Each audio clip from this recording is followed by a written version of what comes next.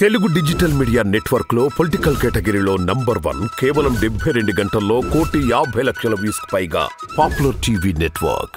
డేటాతో సహా ఇచ్చారు. చాలా మంది సంక్షేమం మీద ఎక్కువగా ఖర్చు పెడుతున్నారు.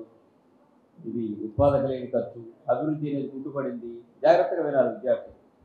ఎక్కడ కూడా మాట్లాడుతున్నారు డెవలప్మెంట్ లేదు అని మాట్లాడుతుంటారు. మీ అన్నగారు వీధుల్లో ఏంటి డెవలప్మెంట్ అని చెప్పారు కదా సార్. ఇప్పుడు ఏంటి అభివృద్ధి ఎక్కడ కుంటుపడిందో చెప్పండి. విమర్శించద్దు దయచేసి. ఎక్స్ట్రాలో అయితే వరకు ఉండండి.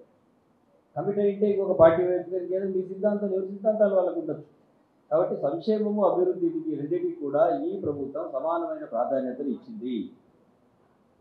సార్ చెప్పారు 1980కి ముందు అన్నీ కూడా ప్రభుత్వ రంగ సంస్థలే.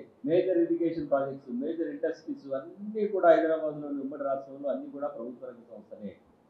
1980 తర్వాత అన్నీ ప్రైవేట్ రంగం వైపు వచ్చాయి. మళ్ళీ 2019 నుంచి మళ్ళీ ప్రభుత్వ రంగం వైపు తీసుకొచ్చిన ఘనత ఈ ముఖ్యమంత్రి గారికి, ప్రభుత్వానికి అని చెప్తున్నారు.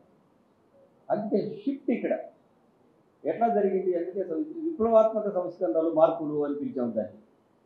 సార్ ఇందాకే చెప్పారు ల్యాండ్ టైటిలింగ్ యాక్ట్ అని. చుక్కల భూములు ఎప్పటి నుంచో మీ ఇంటికి వెళ్ళిన తర్వాత మీ తల్లిదండ్రులను అడగండి, నాన్న చుక్కల భూమి అంటే ఏంటి, ఎన్ని ఇబ్బందులు పడి ఉంటారో మీకు చెప్తారు వాళ్ళు.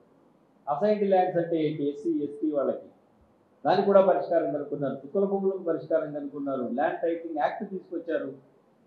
ఇవన్నీ కూడా సుపరిపాలన అంటున్నాం. సుపరిపాలన కూడా అంత అభివృద్ధిలో ఒక భాగమే. కాబట్టి అభివృద్ధి అనేదానికి సమానమైన ప్రాధాన్యత ఇస్తుంది ప్రభుత్వము. ఎట్టి పరిస్థితుల్లో విమర్శలు, తప్పుడు విమర్శలు చేసే వాళ్ళకి మీరు ఖండించవలసిన బాధ్యత కూడా మీ అందరి మీద ఉంది. ఈరోజు విద్యా దీవెన కింద 8 లక్షల మంది విద్యార్థులకు భీమవరంలో ఇప్పుడే ముఖ్యమంత్రి గారు బటన్ నొక్కి దాదాపు అందరికీ కూడా అకౌంట్లో మీ మేనేజ్మెంట్ చెప్పండి, కట్టండి అందరూ కూడా. 8 లక్షల మంది విద్యార్థులకు లబ్ధి పొందేలా ఇవ్వాలి. విద్యా దీవెన కింద వేయటం జరిగింది తల్లి అకౌంట్స్లో అందరికీ కూడా.